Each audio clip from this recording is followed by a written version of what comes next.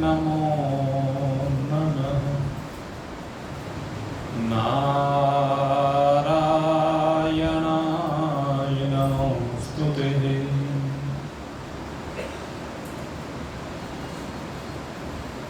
उपस्थित परम सौभाग्यशाली भगवत प्रेमी सज्जन वृत्त,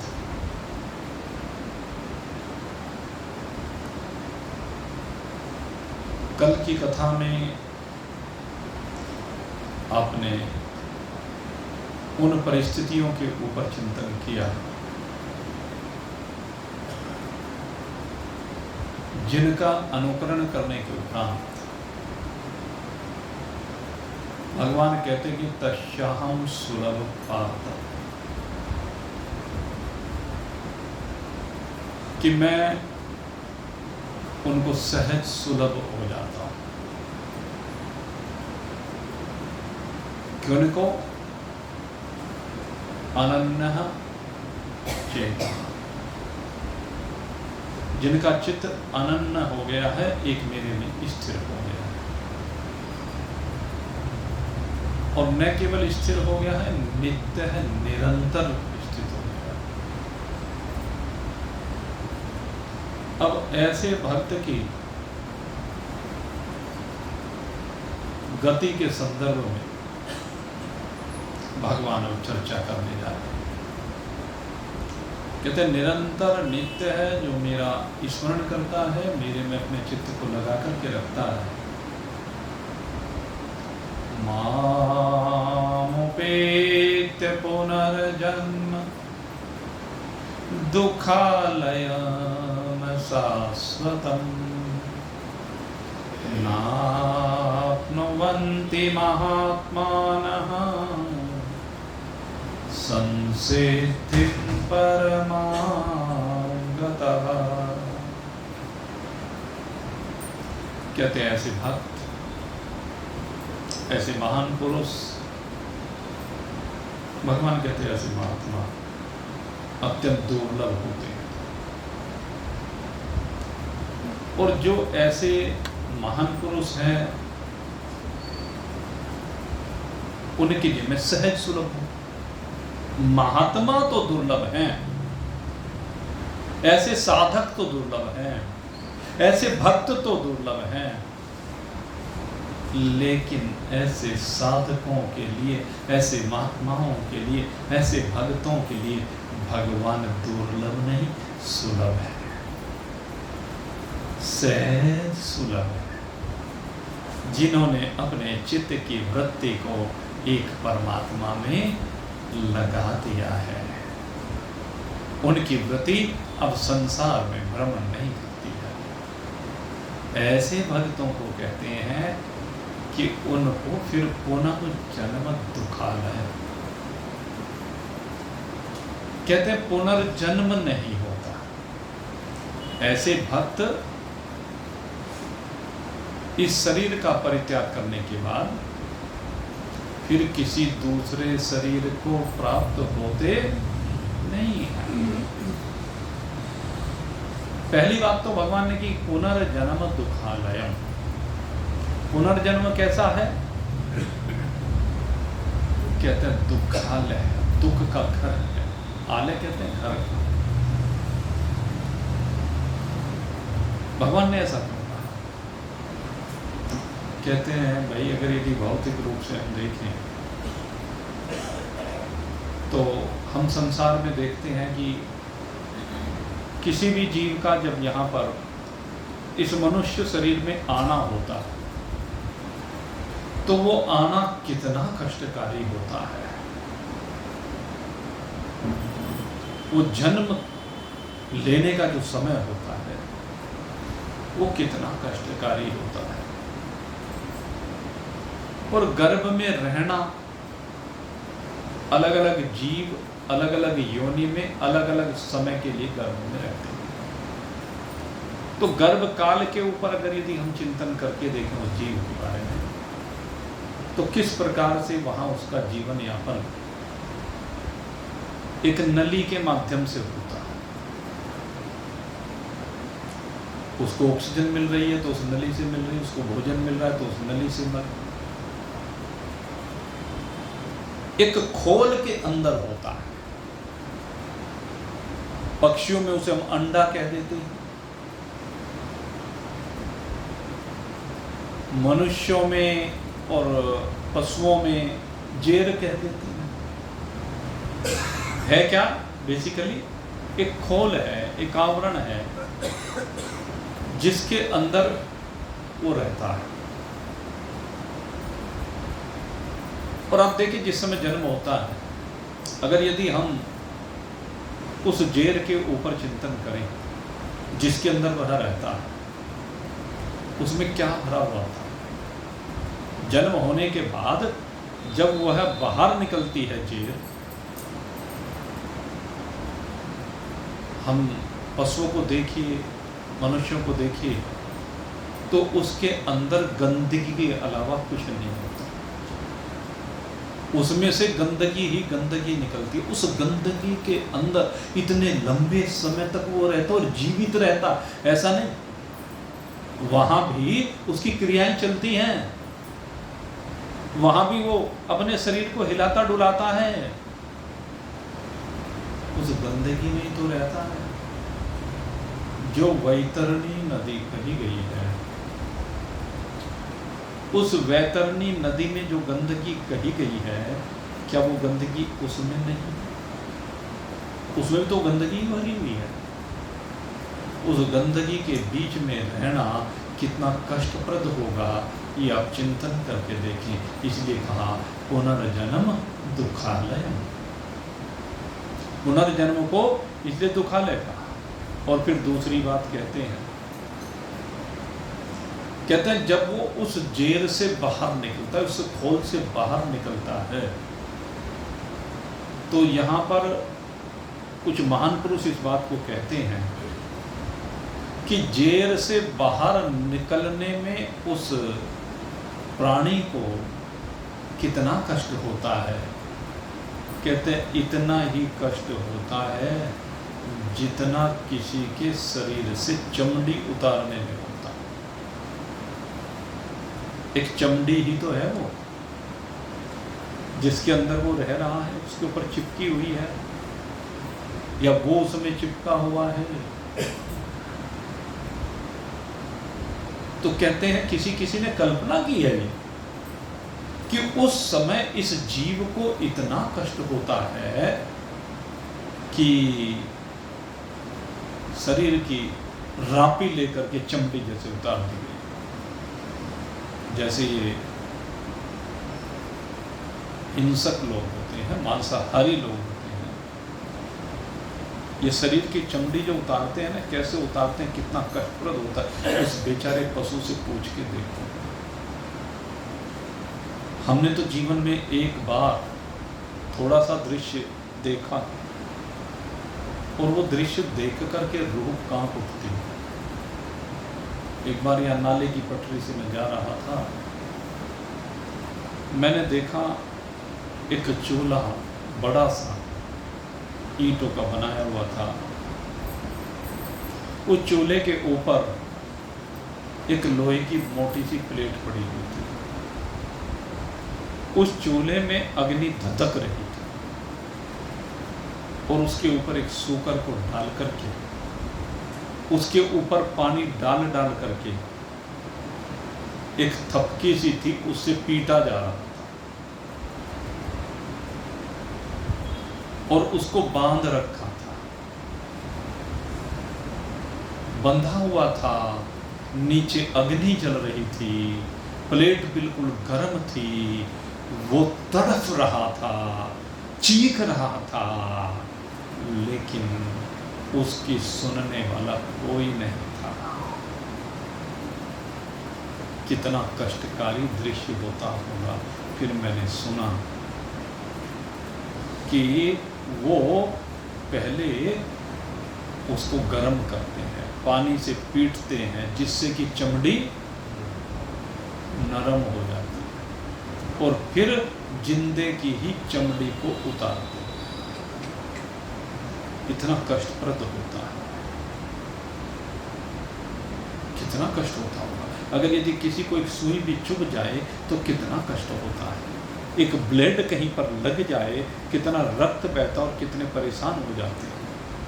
और जिसकी सारी चमड़ी को उतार दिया जाता हो उसको कितना कष्ट होता होगा। तो यही कहते हैं कि ये जब ये जन्म होता है पुनर्जन्म दुखालय, जब इस जीव का जन्म होता है तो उसको इसी तरह से कष्ट होता, इतना ही कष्ट होता। माँ का कष्ट तो हमें दिख जाता है, माँ का कष्ट तो माँ अनुभूत कर लेती है, सहन करती भी है और उसको व्यक्त भी कर देती है कभी कभी, कितना कष्ट उसको। लेकिन वो बालक कैसे कष्ट को कहे? जिस बालक का जन्म हुआ है वो अपने उस समय के कष्ट को कैसे वर्णित करे? वो तो बता भी नहीं सकता, सिवाय रोने के और कुछ नहीं कर सकता। इसलिए भगवान कह रहे हैं पुनर्जन्म दुखालय।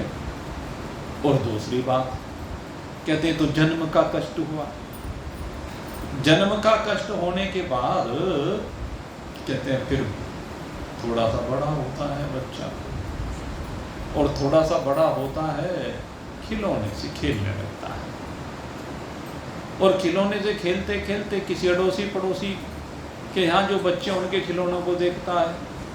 अब अपने खिलौने अलग हैं, उनको जब देखता है तो उनको पाने की चाहत करता है, और जब वो नहीं देता तो फिर रोता है, खिलौने के लिए रोने लगता है। ये बच्चों का आपने स्वभाव देखा होगा। अक्सर अगर 2-4 बच्चे एक जगह इकट्ठे हो जाएं, 20 खिलौने रखे हुए हों, एक बच्चा एक खिलौने पर चले जाए तो 20 के 20 को उसी को लेना है। बच्चे की प्रकृति है। अब मिलेगा तो एक को, बाकी 19 तो रोएंगे। रोएंगे कि नहीं रोएंगे? एक स्वाभाविक कष्ट है, दुख है कि बच्चा होने पर खिलौने के लिए रोने लगता है, समय पर उसकी इच्छाओं की पूर्ति नहीं करते तो रोने लगता है। बाल हट बड़ी प्रसिद्ध है, या तो बालक की हट को पूरा करो नहीं तो रोएगा, उसका तो सीधा सा शस्त्र है। ये हट मैया मोरी चंद्र खिलौना ले। भगवान भी अवतरित होते हैं तो यही लीला करते हैं कि ले तो मुझे चंद्रमा दिलाते, मुझे बड़ा प्यारा लग रहा, बड़ा अच्छा लग रहा। अब माँ तो परेशान हो गई, अब वो रोए जाए, चुप ना, मुझे तो चांद, अब चांद को कैसे ला करके दे दे? तो माँ ने उपाय की। श्रीमद् भागवत में कथा आती है कि जब भगवान कृष्ण चंद्र खिलौना मांग रहे थे, अब चंद्रमा को दिया कैसे जाए? अब चंद्रमा को दिया तो नहीं जा सकता, तो मां ने एक युक्ति निकाली कि इस युक्ति के द्वारा इस बच्चे के रुदन को दूर कर दो। उन्होंने क्या काम किया? कहते हैं कि बड़ी सी परात लेकर के आई, और बड़ी सी परात लेकर के उसमें पानी भर दिया, और पानी भर करके कान्हा से कहा, देख ये रहा चंद्रमा, ले तेरे लिए चंद्रमा ले आई हूं, ले। अब वो पानी में हाथ मारने लगे, बार बार चंद्रमा को पकड़ने लगे। तो ऐसी ये मनोहारी लीला है। लेकिन बाल हट देखिए ना, यशोदा मैया को कान्हा की बाल हट को पूरा करना पड़ा। ऐसे ही माता पिता प्रयास करते हैं, लेकिन जब पूरा नहीं कर पाते तो बच्चा रोता है, दुखी होता है, और फिर कहते हैं पढ़ने के लिए स्कूल में चला जाता है।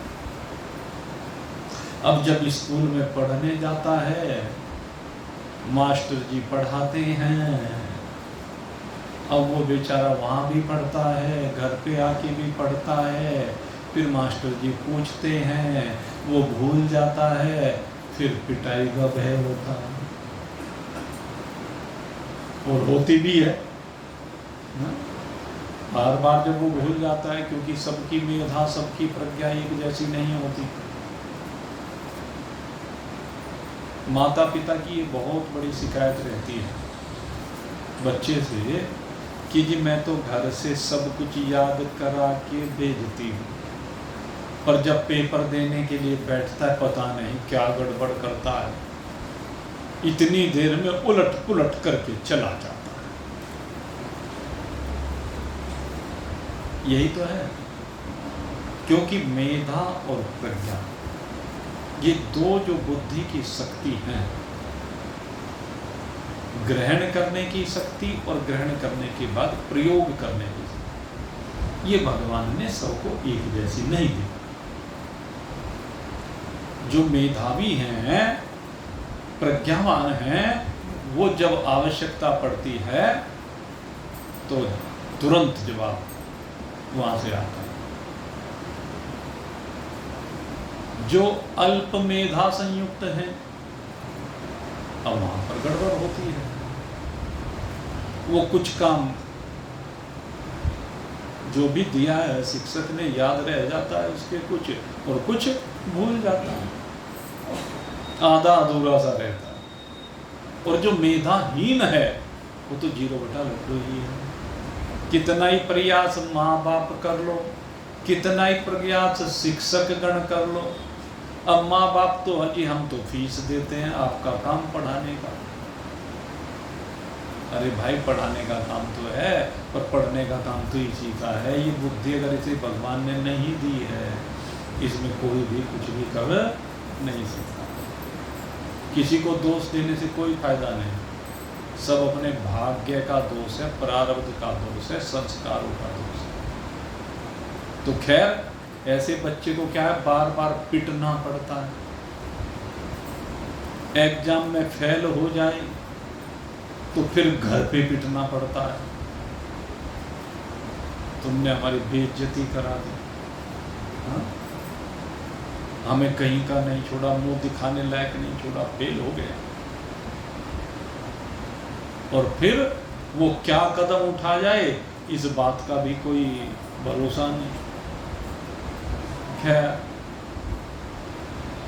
उसके बाद फिर बड़ा हो जाता है, बड़े होकर के किसी न किसी काम धंधे में लग जाता है, और काम धंधे में लगने के बाद विवाह की बात आती है। विवाह में विलंब हो जाता है तो परेशान।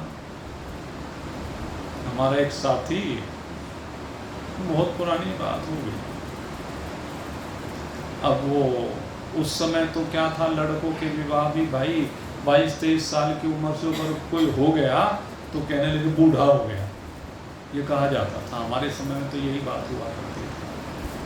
अब उसकी 22 साल की उम्र हो गई, और सबसे बड़ी गड़बड़ क्या हुई, बाल उड़ने लगे 22 साल की उम्र में।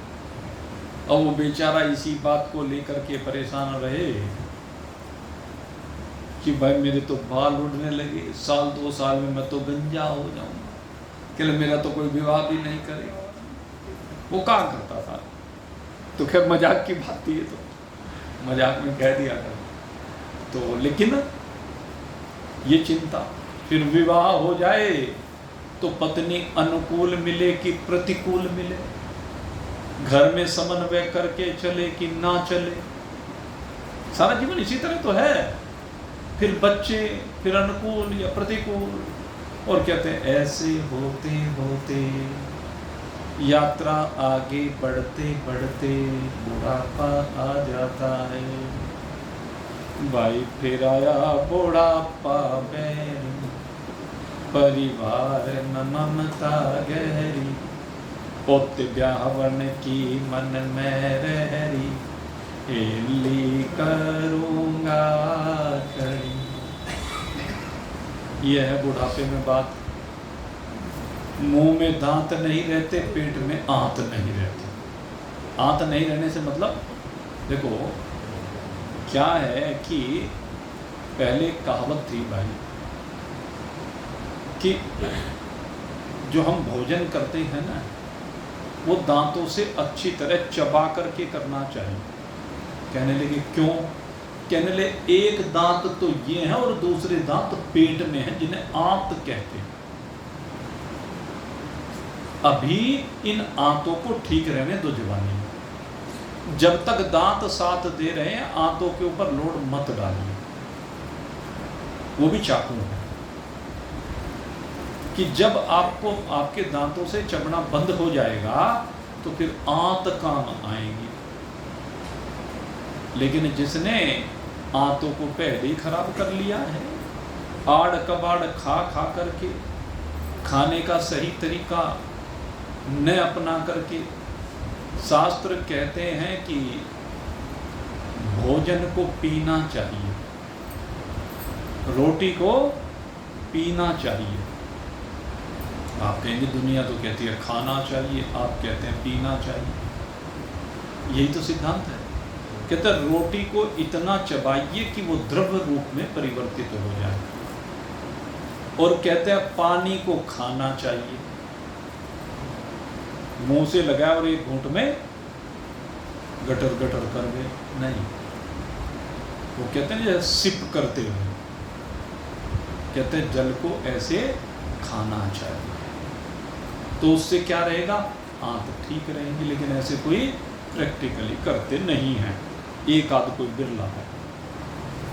इसलिए फिर क्या होता है कि पहले दांत गड़बड़ करते हैं तो गड़बड़ दुख होता है, फिर आंत गड़बड़ करती है तो दुख होता है। बुढ़ापा ऐसा ही है, अरमान बहुत रहते हैं बुढ़ापे में। इतने अरमान होते हैं भाई, पोतों की भी चिंता है, बेटों का तो कर लिया, अब पोतों का भी करना है, हवेली बनानी है पोतों के लिए। तो कहने का भाव ये है कि बस कहते दुख ही दुख। और फिर कहते हैं बुढ़ापे के बाद, जरा के बाद फिर क्या है? मृत्यु है। और कहते हैं मृत्यु भी कष्टकारी। कैसे कष्टकारी है? कहते हैं मृत्यु के आने से पहले अगर शरीर में रोग हो जाते हैं तो बड़े कष्टकारी है। मृत्यु हो तो पता भी नहीं चलता। मैंने आपसे पहले भी चर्चा की है, जिस समय शरीर को जीव छोड़ता उस समय का पता नहीं चलता। पता तो कब चलता है? शरीर छूटने से पहले जो शरीर में बीमारियां हैं, जो बिस्तर पे पड़ा हुआ ये जीव रहता है, उस समय जो कष्ट होता है, कहते हैं वो बड़ा भारी कष्ट होता है। इसीलिए कहा पुनर्जन्म दुखालयम। कहते हैं जिसका भी ये पुनर्जन्म हुआ है वो अत्यंत दुख को प्राप्त होता है। लेकिन कहते हैं भगवान माम उपेत्य, लेकिन जो मेरी उपासना करते हैं, जो अनन्य चित्त के साथ एक मेरे में मन को लगा करके रखते हैं, वो पुनर्जन्म दुखालयम अशाश्वतम।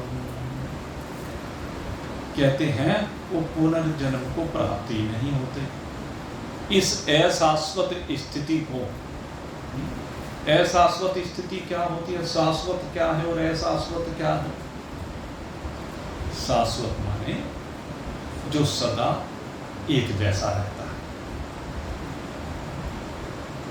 परमात्मा सदा एक जैसा रहता है, आत्मा सदा एक रस रहता है, एक जैसा रहता है। कैसे माने जी? तो मानने का तो सीधा तरीका है। ये शरीर जब छोटा था तो उस समय इसके छोटेपन को आपने देखा कि नहीं देखा? देखा ना? जवान हुआ तब भी आपने इस शरीर को देखा, बुढ़ापा आने लगा तब भी आप शरीर को देख रहे हैं कि नहीं देख रहे हैं? ये तो खेल है दुनिया का। अगर हम दुनिया को देखें, ये सारी अवस्थाएं जादूगर के जादू देखो क्या क्या खेल दिखाता है। ये सारे खेल ही तो दिखा रहे हैं। बालक पन यौवन वृद्धापन सब ही हमने देखा ही, सारा देखा है। कहते ये सब हम देख रहे हैं, रोज परिस्थितियां बदल रही, ये सब देख रहे हैं, लेकिन देखने वाला एक ही है। देखने वाला बालकपन को भी, यौवन को भी और बुढ़ापे को भी, सारी अवस्थाओं को देखने वाला एक ही है, वो तो बदलता नहीं है। तो जो आप हैं, आपने देखा है।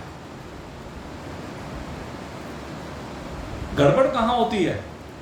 जब आप बचपन के साथ चिपक जाते हैं, जब आप जवानी के साथ चिपक जाते हैं, जब आप बुढ़ापे के साथ चिपक जाते हैं, यानी शरीर की बदलती हुई परिस्थितियों के साथ चिपक करके आप अपने को वो मानने लगते हैं। कभी अपने को बालक मानने लगते हैं, कभी अपने को जवान मानने लगते हैं, कभी अपने को बूढ़ा मानने लगते हैं। अरे नहीं, आप न बालक हो, न जवान हो, न बूढ़े हो, आप इन सब को देखने वाले हो, आप इन सब के साक्षी हो, आप दृष्टा हो। दृष्टो हम, दृष्टो हम, दृष्टो हम। ये जो अवस्थाएं बदली हैं, इन बदली हुई अवस्थाओं को शरीर की आपने देखा है। बालकपन यौवन वृद्धापन सब ही हमने देखा जीवन। बालकपन यौवन वृद्धापन सब ही हमने देखा जीवन। अब तो थक गया अपना तन मन, अब तो थक गया अपना तन मन, संसार रहा नहीं उपयोगी। अब अपने वतन को चले योगी, दुनिया का मेला देख चुके, अब अपने वतन को चले योगी। तो भगवान कहते हैं इन अवस्थाओं में तो दुख है ही भाई, इन अवस्थाओं को तो आपने देख लिया, इन अवस्थाओं को तो प्रत्यक्ष आपने देखा है ना। कोई भी अवस्था आपके लिए सुखकारी रही हो तो बता दो, कोई ऐसी अवस्था रही हो जिसमें दुख ना रहा हो वो बता दो। हर अवस्था में शरीर की दुख देखा, इसीलिए इसको दुखालन कहा, अशाश्वत कहा। अशाश्वत तो रोज बदल जाए, रोज परिवर्तित हो जाए, एक जैसी अवस्था कभी रहे नहीं, ये अशाश्वत है। इसलिए भगवान कहते हैं दुखालयम अशाश्वत। तो तीनों जो ये शरीर की अवस्थाएं हैं, ये सब अशाश्वत हैं, सब झूठी हैं, सब मिथ्या हैं, सब परिवर्तनशील हैं, और एक के रहने पर दूसरी नहीं रहती, दूसरी के रहने पर तीसरी नहीं रहती, और जब ये तीसरी नहीं रहती तो सब कुछ जयराम जी की हो जाती है, शरीर ही नहीं रहता है। परस्पर व्यभिचारणीय अवस्थाएं।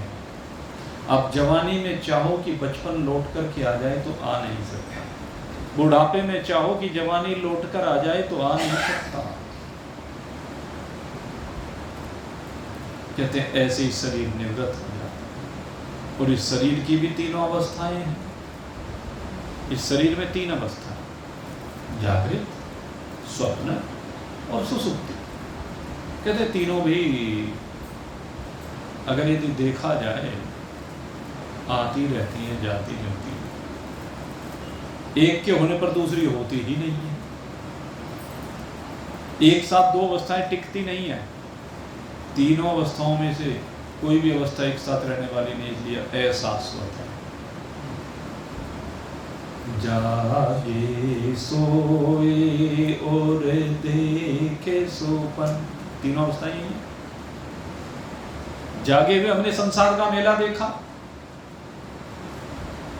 देखते रहे, लेकिन संसार का मेला देखने के बाद क्या हुआ?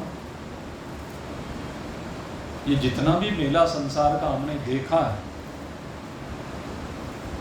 इस संसार में, स्थूल संसार में, स्थूल शरीर के माध्यम से, सारे का सारा मेला रोज परिवर्तनशील।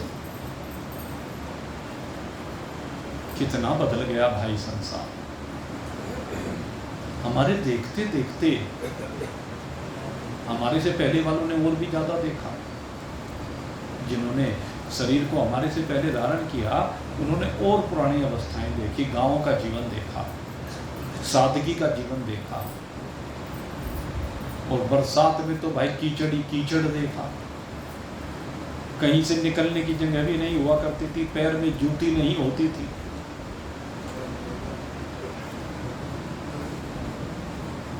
हकीकत बयान कर रहा हूं।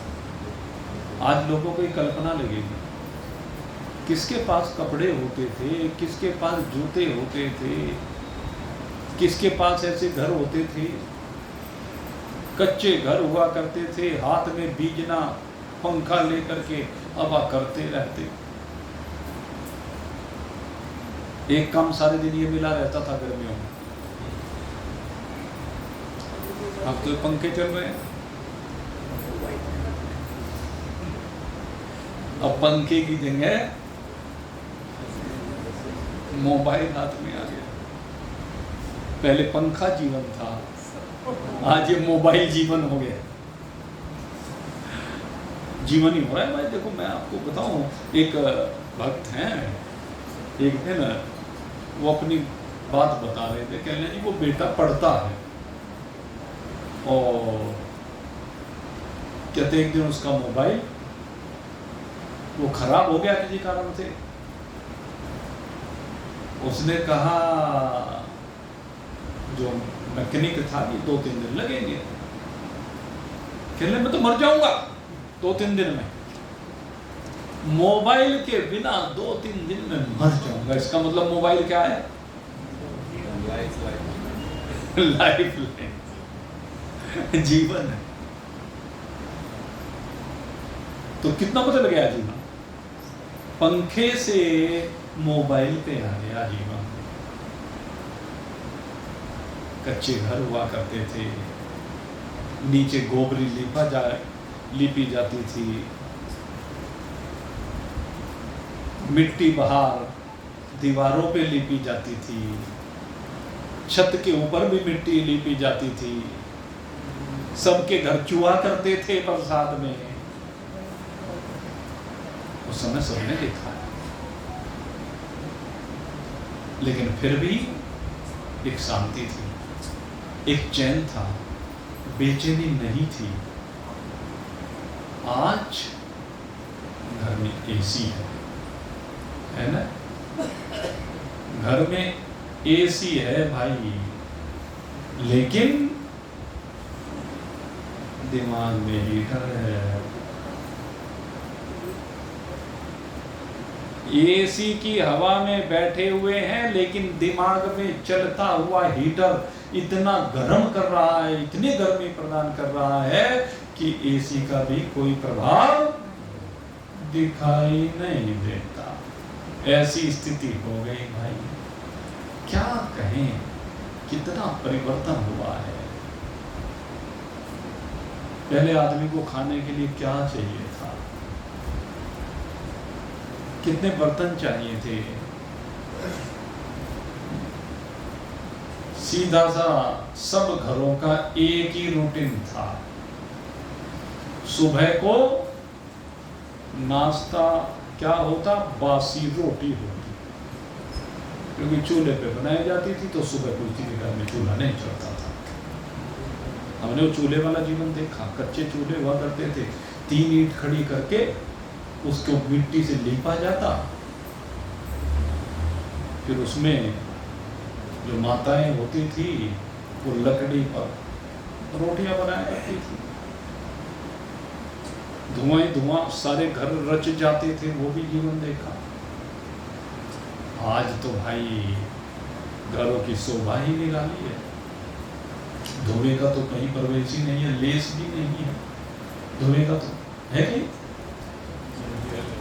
घर बदल गए, चूल्हे बदल गए, चूल्हे बदलते गए और बदलते बदलते चूल्हे, पहले स्टोव में, पहले तो वो आते थे, हाँ भाई वो भट्टे से, वो भट्टे के कोयला आता था वो फूका हुआ, उसमें अंगीठियां लगाते थे।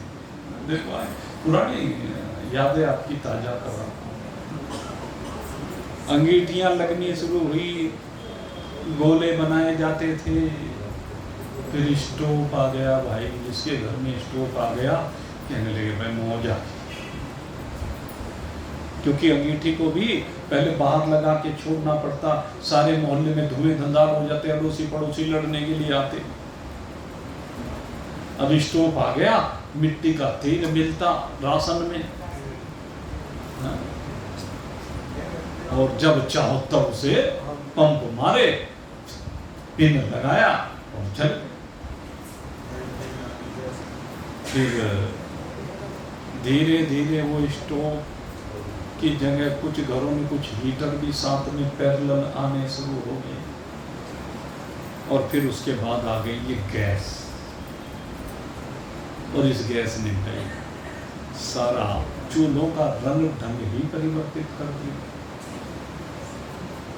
जब गैस आई भाई, इसके लिए बड़ा कष्ट उठाना पड़ता था। अच्छे अच्छे करोड़पति घरों के लोग वहाँ गोदाम पे जा करके लाइन में लगते, आज बुक कराओ, 1 महीने बाद गैस आएगी।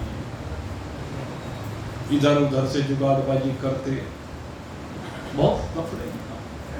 तो जीवन को बदलते हुए देखा। यही बात कह रहे हैं, जागे सोए और देखे सोपन, बदले कितने हमने दर्पण। कितने तरह के दर्पण बदल दिए? खाने के दर्पण बदल गए, पहनने के दर्पण बदल गए। भोजन की बात में कर रहा था, सुबह को बासी रोटी और दही मट्ठा गुड़ अचार घर की शोभा हुआ करती थी। दोपहर को सबके घरों में उड़द की दाल बना करती, शाम को आलू बना करती, ये हुआ करता था। 100 तरह की सब्जियां, तो आप देख लीजिए सब्जी सीजनल हुआ करती थी, ये बदल गया। आज तो किसी भी सब्जी को किसी भी मौसम में ले लीजिए, 12 महीने सब मिलने लगी है। तो ये बदली है दुनिया। लेकिन बदलने के बाद भी, सुविधाएं मिलने के बाद भी शांति नहीं। पहले किसी को मिठाई खाने को मिल गई टूट पड़ता, अब मिठाई को दूर, मीठे से दूर रहना चाहते हैं। मिठाई के रूप दुनिया भर की हो गई। पहले क्या होता था, 5-7 तरह की मिठाई की तस्तरी बना करती थी। मक्खन बड़ा रखा जाता, बर्फी रखी जाती, रसगुल्ला रखा जाता, इमरती रखी जाती। ये मुख्य रूप से 5 या 1-2 मिठाई को अदल बदल कर लेता, लड्डू तो होता ही है।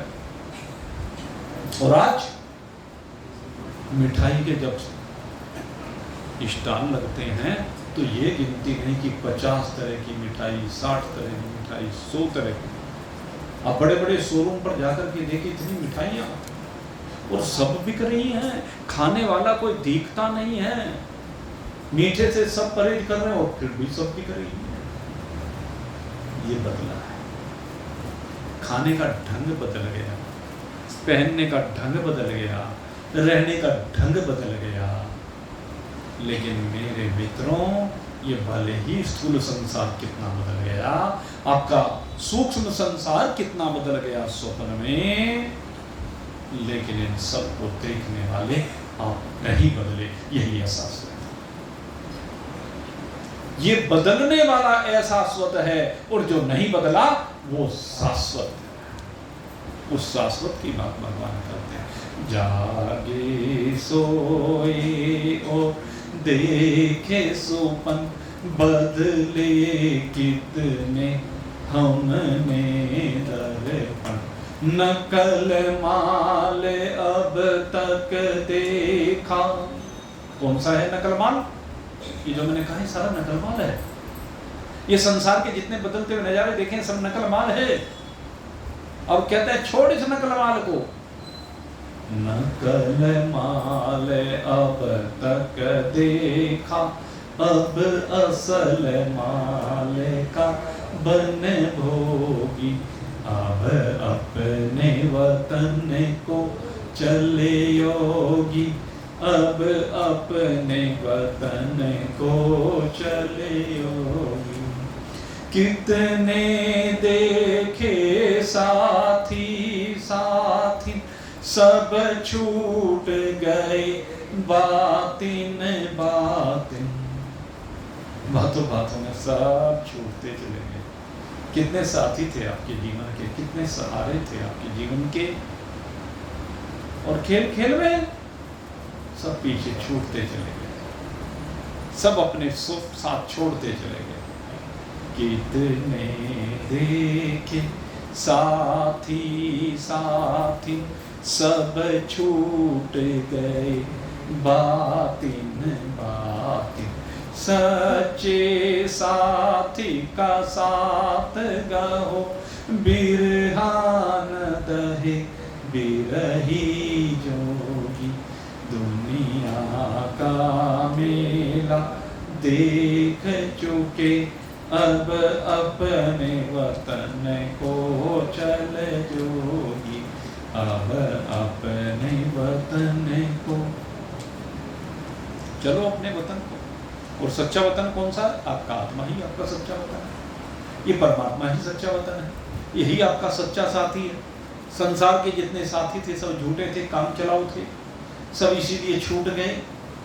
इसलिए इस बात को अच्छी तरह से समझ लीजिए। क्या समझ लीजिए? सच्चा साथी अविनाशी है। कौन है सच्चा साथी हमारा सबका? सच्चा साथी अविनाशी है, घट घट का एक निवासी है। वो अविनाशी सबके घटों में बैठा हुआ है। ये नहीं कि मेरे घट में अलग बैठा है, तुम्हारे घट में अलग बैठा है, नहीं। घट उसमें कल्पित है। वो सब घटों में बैठा हुआ एक ही परमात्मा अविनाशी, वही हम सबका सच्चा साथी है, वही हम सबकी वास्तविकता है। उसी वास्तविकता के साथ एक रूप होना है, उसी वास्तविकता में चित्त को रमाना है। सच्चा साथी अविनाशी है, घट घट का एक निवासी है। देहात थमा निज साजन को, मरने जीने का ना बन सोगी, अब अपने वतन को चले योगी। दुनिया का मेला देख चुके, अब अपने वतन को चले योगी, अब अपने वतन को। सीधे कह दिया, अपने वतन को चल। और अपने वतन को चलने के लिए क्या कहा? दे हाथ थमा। अपना हाथ किसके हाथ में थमा दे? निज साजन। साजन कौन है? ये परमात्मा ही हमारा साजन है, ये परमात्मा ही हमारा दूल्हा है, ये परमात्मा ही हमारा पति है, ये प्राणपति, ये सबका एक ही है, ये सबके घट में बैठा हुआ एक ही है। इसमें किसी भी प्रकार का कोई भेद कभी न था न है। इसलिए मेरे मित्रों, भगवान कहते हैं कि ये जो दुखालय है अशाश्वत है, इससे शाश्वत की ओर चले। और शाश्वत की ओर कौन चलता है? कहते हैं नाप्नुवन्ति महात्मानः। कौन चलता है? कहते हैं जो महात्मा हो गया है। और महात्मा किसे कहते हैं? महात्मा ये वस्त्र धारण करने वाला महात्मा नहीं है। महान है आत्मा। महात्मा का अर्थ क्या है? महा का मतलब महान। कौन है? आत्मा। आत्मा महान है जिसने ये समझ लिया स्वयं आत्मा। जो ये समझ गया है कि आत्मा ही महानतम तत्व है, आत्मा ही वह दिव्य तत्व है, वही महात्मा है। और स्वयं आत्मा सुदुर्लभ है। वह महात्मा बहुत दुर्लभ होता है, क्योंकि यत्न तो बहुत कर रहे हैं, साधन तो बहुत कर रहे हैं, आगे तो बहुत बढ़ रहे हैं, लेकिन क्षणिक बढ़ रहे हैं। देश काल परिस्थितियों की सीमाएं बना दी हैं। तो साधक तो सब है, लेकिन उन साधकों में कोई कोई होता है जो महात्मा बन पाता है, जो अनन्य चित्त के साथ परमात्मा का स्मरण करता है, जिसे परमात्मा की अतिरिक्त और कुछ भी दिखाई नहीं देता। अनन्य चेतः सततम यो मां स्मरति नित्यशः। कहते हैं जो महात्मा होते हैं ये ऐसे ही होते हैं। जिस महात्मा की बात कही गई है ये महात्मा ऐसे ही हैं। उनका चित्त कहीं दूसरी ओर जाता ही नहीं है। वो निरंतरता बना करके रखते हैं और नित्य बना करके रखते हैं। और जब ऐसी स्थिति होती है भगवान के तस्याहं सुलभ पार्थ, तो ऐसी स्थिति में उन महात्माओं के लिए मैं सहज सुलभ, सदा सुलभ हूं, सदा उनके साथ हूं। और वही उस संसिद्धि को प्राप्त होता है। संसिद्धिं परमां गतः, जिसे परम गति कहा गया, जिसे मोक्ष कहा गया है, जिस स्थिति में विराजमान होकर के फिर पुनर्जन्म नहीं होता है। अन्यथा भाई पुनर्जन्म की बात तो ये है, भगवान अगले मंत्र में कहते हैं आ ब्रह्म भुवनलोका पुनरावर्तिनो अर्जुन है। नहीं तो भाई अपने कर्मों के द्वारा, शुभ कर्मों के द्वारा अपने चित्त को देवी देवताओं में अन्न में लगा करके चाहे आप ब्रह्मा जी तक के लोक में भी पहुंच जाना, ब्रह्मा जी के लोक में पहुंचकर भी पुनर्जन्म है।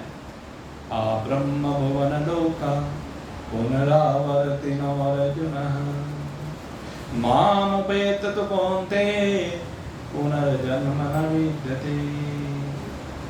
ब्रह्मा जी तक के लोक में पहुंचकर भी दोबारा लौट कर आना ही पड़ेगा, पुनर्जन्म होगा। और अगर पुनर्जन्म से बचना चाहते हो तो भगवान कहते हैं मामुपेत तु कौन्तेय, कहते हैं मेरी उपासना करो, मुझ में अपने चित्त को लगा, मुझे ही सर्वोपरि सत्ता समझ करके बस कहते हैं तू मेरे साथ एक रूप हो जा। ये भक्ति की बात है। और दूसरी बात, हम ज्ञान योग की बात कहें तो अपने स्वरूप में विद्यमान हो जाए। और अपने स्वरूप में विद्यमान होने के बाद अपनी अजरता, अमरता, अविनाशिता, सतचित आनंद स्वरूपता को अनुभव कर उस दिव्य चैतन्यता में जैसे तो विराजमान होगा, असीम शांति चैनानंद को प्राप्त हो जाएगा। और इस असीम शांति चैनानंद को प्राप्त होने के बाद फिर पुनर्जन्म न विद्यते, जन्मों की तो फिर कोई बात ही नहीं रहती। किसका जन्म?